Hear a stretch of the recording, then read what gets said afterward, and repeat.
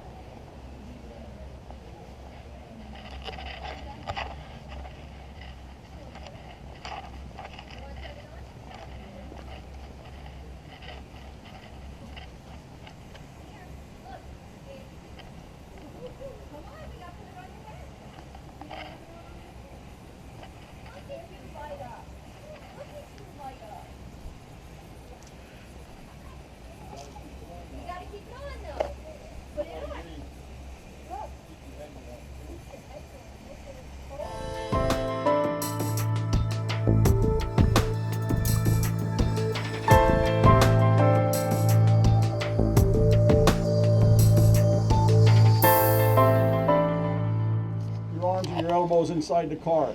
There's no smoking in the car, no smoking in the mine, or vaping. But if you have cameras, which you do, you can take all the pictures you want. Question: we use lights? Sure. Sure. Yeah. Okay. Until I tell you to turn them on. Okay.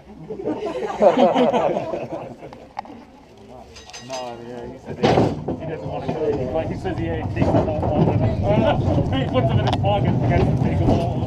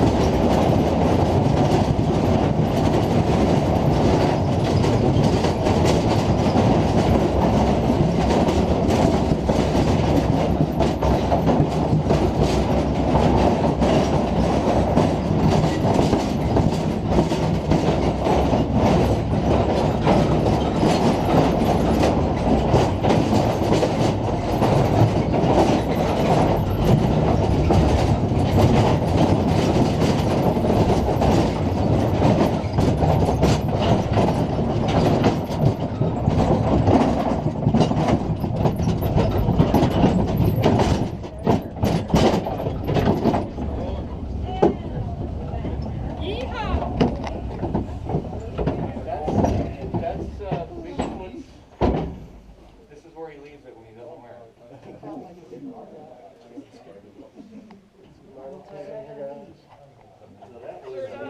Everyone okay? Oh yeah.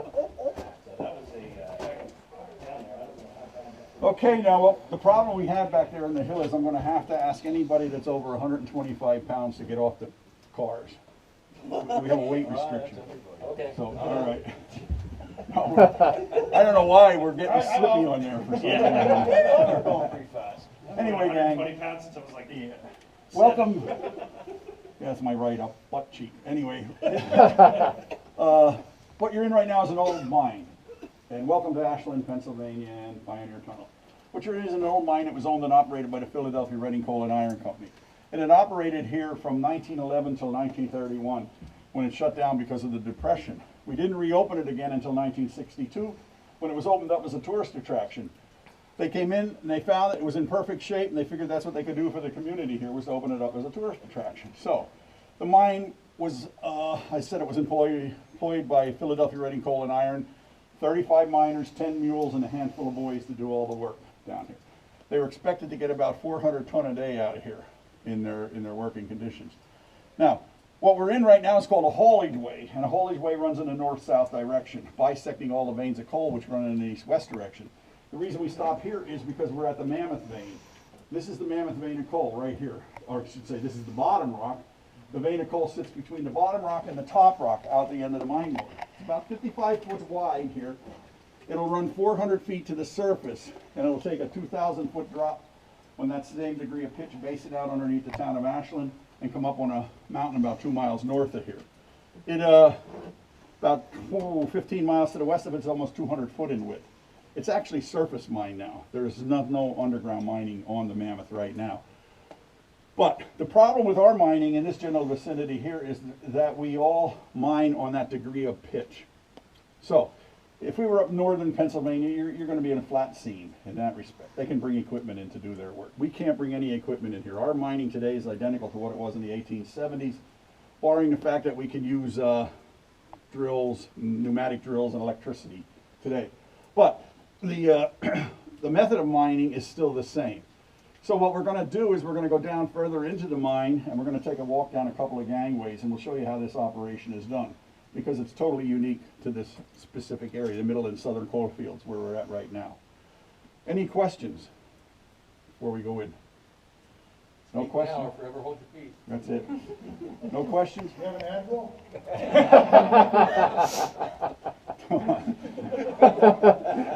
Okay, let's get out of here. We're the entertaining group. Yes. Didn't drift mines usually pitch downhill Yeah. when you go out? Well, We this went downhill isn't coming the in. entrance. Oh. This is a haulage way. This was cut from inside there out. Oh. So the drift is down that way. It goes down about a 5-degree pitch. How did you know that? Are you a miner? I've been here I've come here since the 70s. Okay, good. Yeah, what he's talking about is there's 3 types of mines. There's a drift, which goes directly into the side of the mountain. There's a slope, which will follow the veins and the rock. And then there's what everybody always calls a mine shaft, which goes straight down. That's the type. And we're a drift. This is the easiest style of mining because it's cut directly into the mountain and across the veins that way.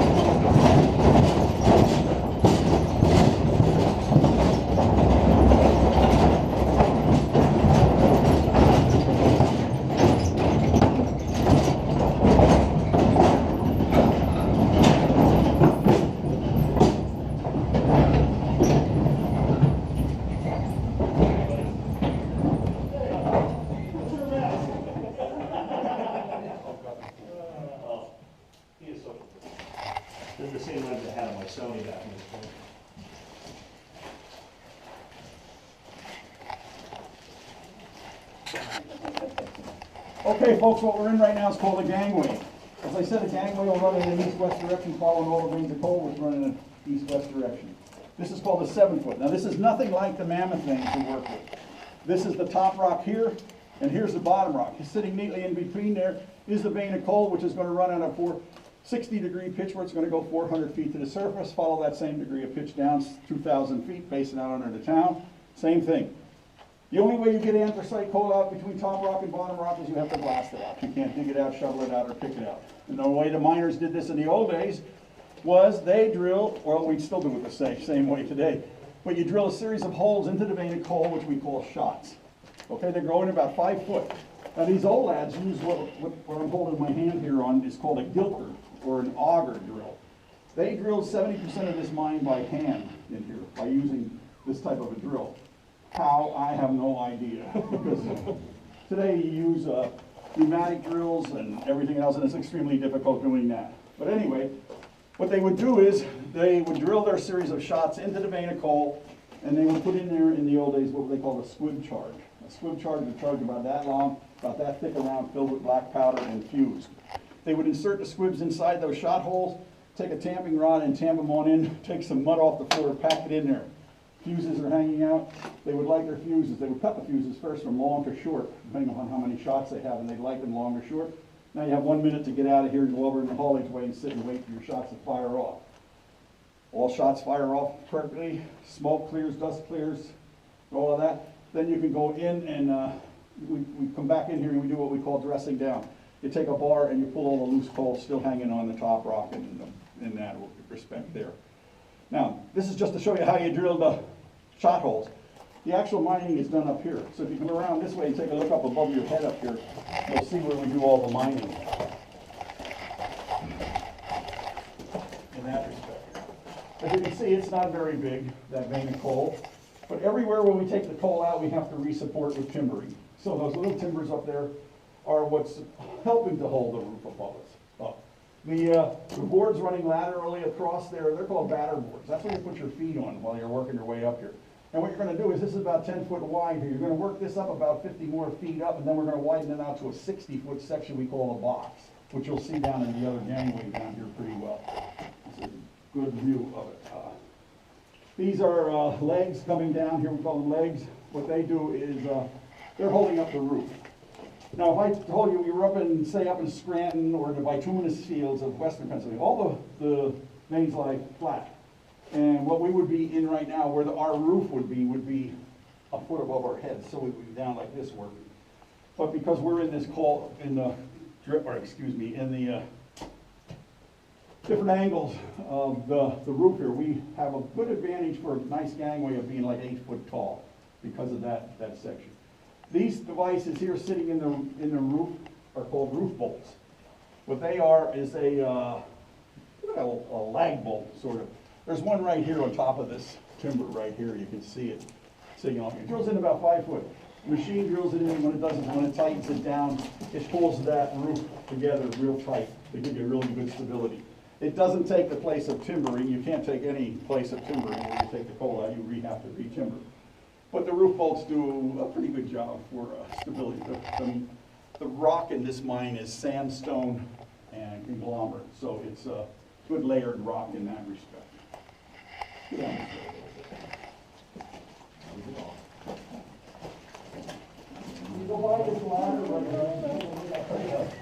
This is an old gangway. I say back in 1980. We've opened up our land by one whole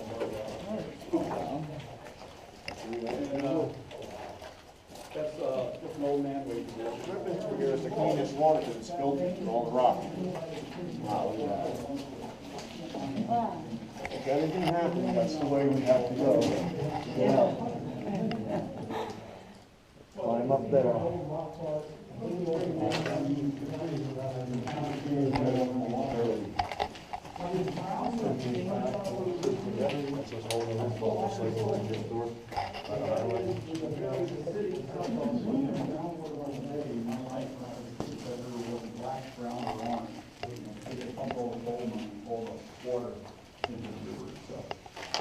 My dad, an old man, he said, imagine those people in even really drink that water from the school. So, you can take a look up here, guys, and then follow me back down this way.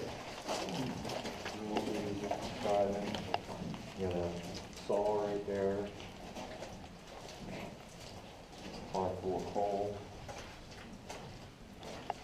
And then this is what it is describing with the color of the water. Here's some light.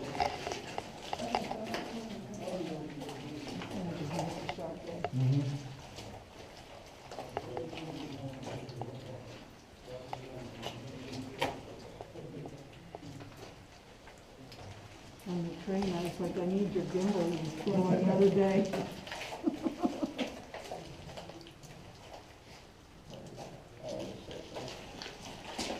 Sorry, go ahead. That's okay. No, you're fine.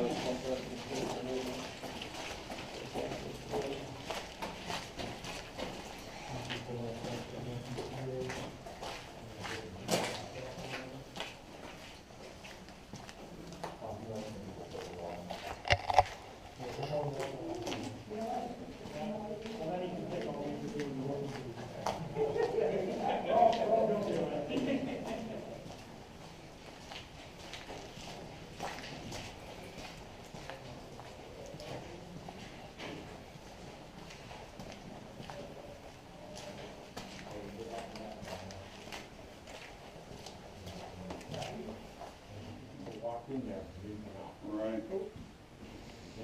Yeah, you get, there's so much black down. Yeah, I just got one down in Ashland, I looked in, I could see the fog. We're all here. Okay. Anyway, this old mine phone here was in here from the very beginning. When you rang it, what happened was it would ring outside to the office and light a light up that said level 1. And then you could call out and you could ask for more timber, more lagging, more tools, more drills, whatever you need in the course of the day. And this mine has 3 levels to it. We're on level 1, 300 feet below us is level 2, and 300 feet below that is level 3. So it would light up as level 1 in that way. This is one of my favorites, the mine rat. Why do we talk about mine rats? Primarily because, there we go, mine rats have this uncanny ability to be able to detect seismic changes.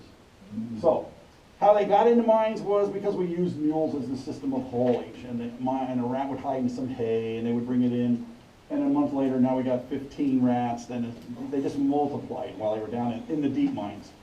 A mine like this adrift, it would be hard for them to stay in here because they could get out.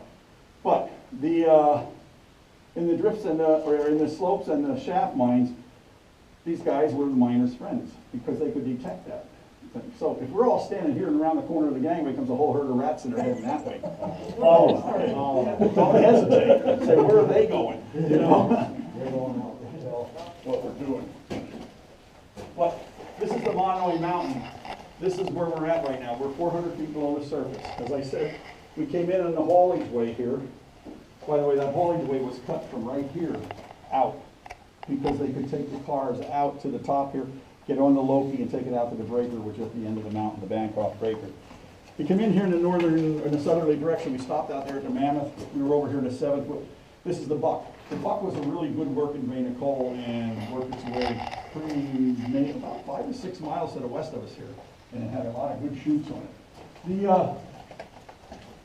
The way this mining is done is it's called pitch vein mining due to the degree of the pitch of the vein and coal. We call this striking the vein. The first thing we do is we cut in, we leave a 60-foot section. We take out 60, leave 60, take 60, leave 60, take 60, leave 60. The 60-foot sections we leave in there are called pillars. That's what's holding the mountain up above us. If we took all the coal out at one time, we have a big problem. But first thing though we want to do immediately is we want to open up this first chute here completely to the surface and out on top of the mountain. This is our second escape route in case we have a problem down here. We can all go up the manway ladder here and right out onto the top of the mountain. The other aspect is we can put a mine fan up there and force air down into the working condition, into the working chutes. These brown sections here you see cut through here, through the pillars and the chutes, these are called headings, or we call them monkey headings, primarily because they're very small. You can only crawl around them on your hands and knees. They're principally there for ventilation, to get good air into each working section. Now the way it's done is this. We We start out there, like I showed you out there on the 7 foot, you work out, point up to about 50 foot. That's this section right here.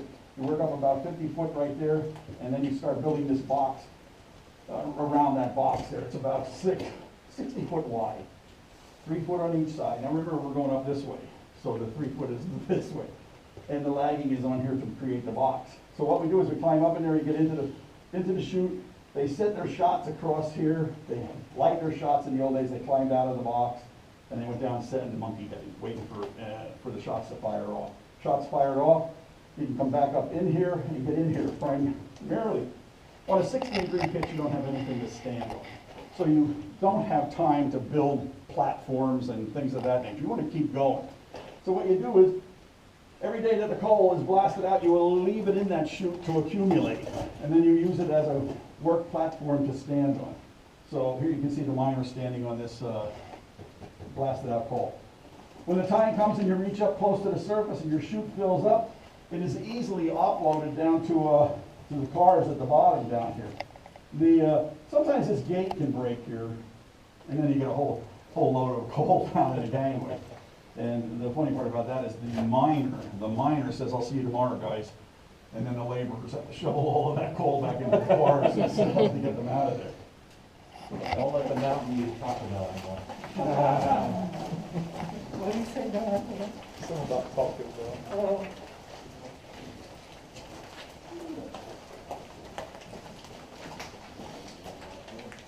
This is our mule barn, simulated mule barn of, we have 10 working mules down here. I can't speak more highly enough than the mine mules. They should have a monument for these guys and girls, because they work just as hard as any miners did and such. And they suffer just as much. The mule, extremely, extremely intelligent creature. Very, very strong. You know, a little cantankerous, as the saying goes, you know, stubborn as a mule. But what I love about them is, when I talk to the old miners who worked with these guys and girls, was that they were vindictive. If you hurt them in any manner, shape, or form, the miners said they had a memory like an elephant. And they would watch for you and wait for you to come down a gangway. And old Molly here would lean up against you and press you up against the wall, or she'd stand on your foot, or she'd bite you. But if she really hated your guts, she would give you what the miners call both barrels. Both barrels is a full kick to the rear. So, get kicked by a 900-pound animal wearing steel shoes, you're going to remember that. Because these guys and girls, they can kick like 12 feet in the air. They're extremely good at that. They were taken care of by a bunch of young lads they called driver boys. It was their job to teach them how to work down here, because you didn't use a bit, bridle, or reins. The boys walked beside the mule or rode on the bumper of the car and gave the mule commands such as waha, which meant turn left, and yee, which meant turn right. These lads were also poets and songwriters, and back in the 19th century, at some point, I don't remember the exact day, they wrote a really neat little ditty about their thing with the mules, and it was called "My Sweetheart's the Mule in the Mines." And it goes, "My sweetheart's the mule in the mines. I drive her without reins or lines. On the bumper I sit, and tobacco I spit all over my sweetheart's behind." Number one song, right? Casey Kasem would say on the charts. 1870, it's going up. Come on down here.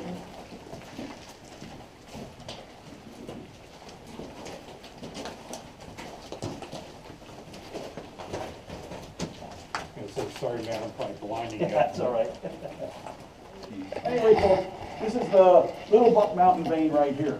What happens here is they drove back to the wall back there, and it didn't work out so well. So they drove another 150, 200 foot down that direction. And what we have now is an empty gangway, say. But what they did was they left their tracks in here, on here, so that they could take the main cars off the main line and stick them in here, and they'd be out of the way. And remember when I told you about firing off shots, how the old guys used the squib charges with the fuses. Today we use dynamite.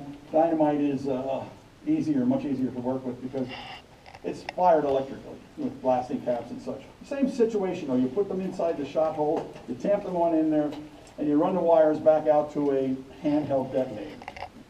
Now you can walk around, you don't have to run out right away, because you can walk out here and you can yell out 3 times. Fire in the hole, fire in the hole, fire in the hole. And this is exactly what it'll sound like when you shoot shots off.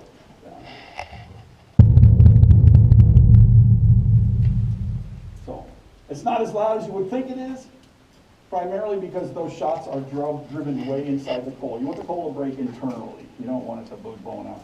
Now, the only thing we can't simulate here is all the dirt, dust, and smoke that comes flying out of here at the time. But if you guys want to come up here and get a shot in there, well, I'll shoot it off again for you if you want. Sure. Yeah.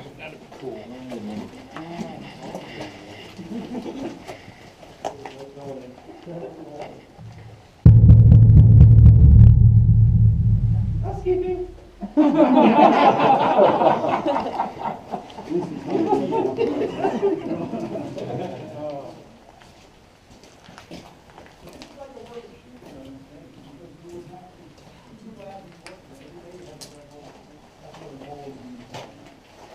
You go up that box up there, down to this area here, down to here. This is about basically down here, just to hold it up.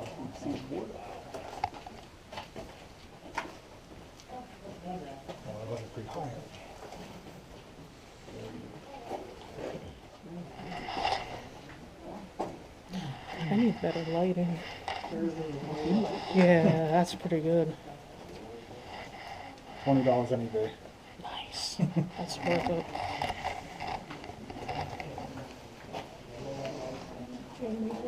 Oh, wow. Yeah, lights all the way up there. I'm still trying to figure out what to buy. This is kind of new to me. I'm actually friends with a couple of guys from the underground miners group. Yeah. They did some work here, and they're like, yeah, we can maybe set the pole between us.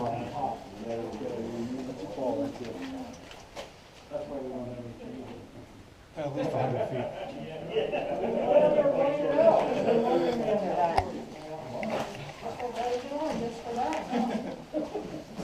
When did you make it see in my video?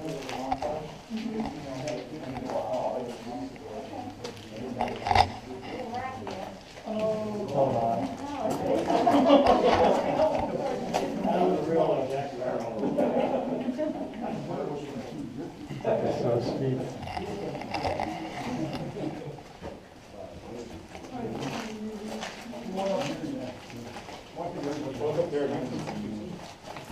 Holy cow. Everybody throw pennies on it.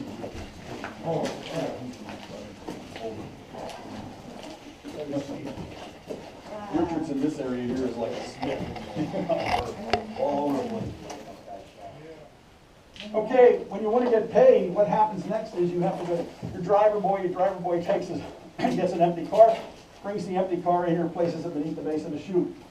One mine car weighs 2 ton unloaded. Fully loaded, they're well over 4.5 ton. Now, one mine mule on a level grade like this can easily pull 3 fully loaded cars. So, the trouble with these cars is they don't have any brakes.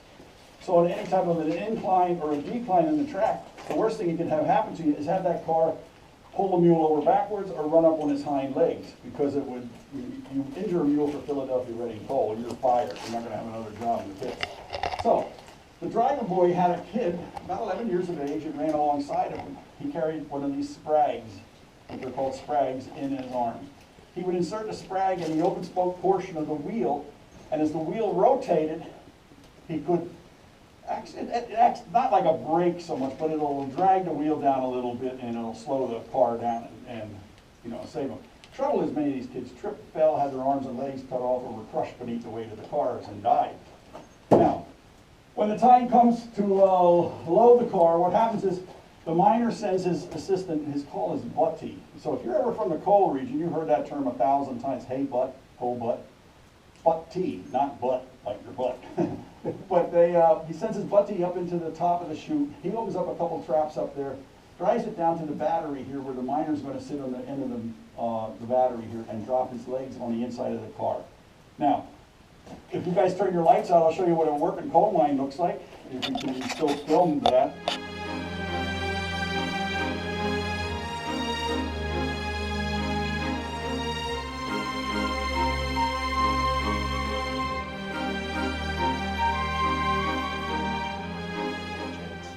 Any other questions? Yeah, I've got one. Yes. How long can these timbers last before they start to rot out and lose their ability to support it? Yeah, most of them are oak or red oak, or I'd say the oldest that we have in here are probably 30 years old. And that's not old. As long as they're wet, they're going to stay nice. It's dry timbers you got to worry about. But these, we get, if you see along here, sometimes you'll see a little brass or a little aluminum tag on them. They'll have a date. That's the dates we have to change. We change them. Okay. We get inspected by MSHA, which is Mine Safety Health Administration. And they come in here and tell us, you got to watch this area here, you got to change this area here, because of bringing people in and stuff like that. They're not as strict on us because we're not mining and using explosives or anything like that, but that's how the timbers have changed. Okay. Like last year, we worked all the way up that airway up there to the top, changing stuff up there. This year, they're working on track. And I'm going to agree with the guys on Monday about how hard it was to get up that hill. Yeah. There's toll too, aren't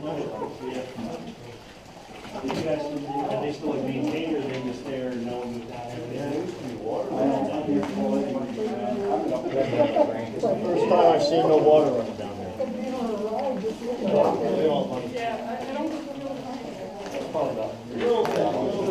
I used to see this place. Yeah, the last time I was there, so. But here's a...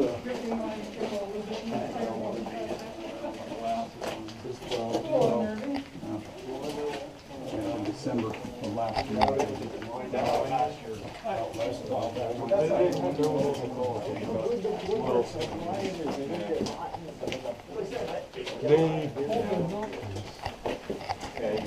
You would think that. Right. Before and after. But I went there before they tore it down, walked in it. Yeah, I saw that one. Yeah. But then I take that one down, and go, oh, I'm on the railroad, okay, I'll take this one. If I didn't want to back up to the second one before after. I've seen those guys in a while, they use these underground miners there, but... Yeah, they wanted to come up here and because they opened up that. And they did. Don't put it on the camera. I got a list of videos, I got to tell my Just like, one right outside.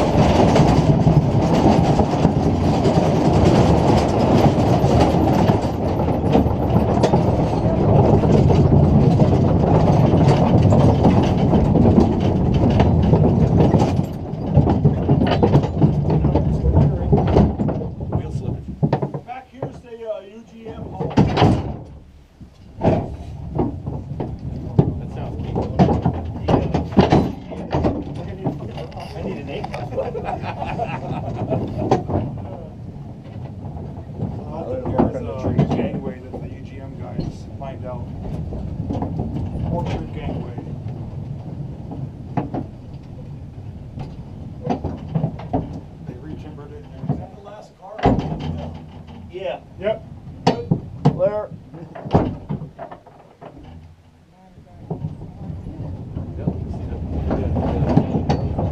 Yeah, straight back.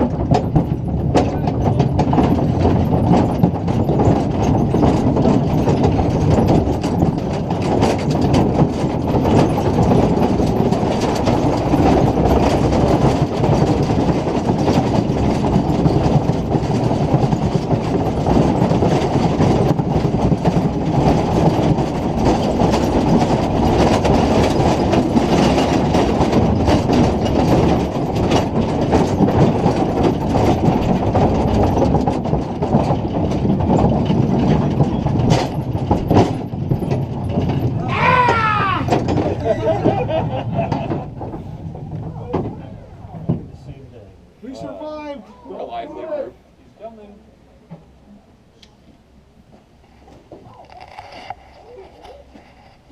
Coming together. Again. Good job. It's a Halloween costume. That'll be awesome. He has to walk out. Our friend made it back out. Hey, he's one of the UGM guys, Mark. Do you know Chris of the UGM? He used to be the president of it. Chris, he was a former miner and guys no longer doing it. I stand by. So he was part of the 07 for the gateway.